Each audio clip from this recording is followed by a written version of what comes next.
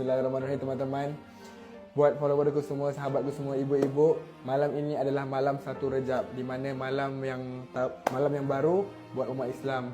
Jadi, apa kelebihan malam Rejab ini, malam 1 Rejab ni adalah di mana doa kita akan dimakbuli oleh Allah SWT. Maknanya, kelebihan 1 Rejab ini adalah kita doa apa sekalipun Allah akan makbulkan. Jadi, ramai yang tanya Aisyah macam mana Aisyah kamu kaya, macam mana Aisyah boleh bantu ramai orang. Semuanya bergantung kepada Allah SWT.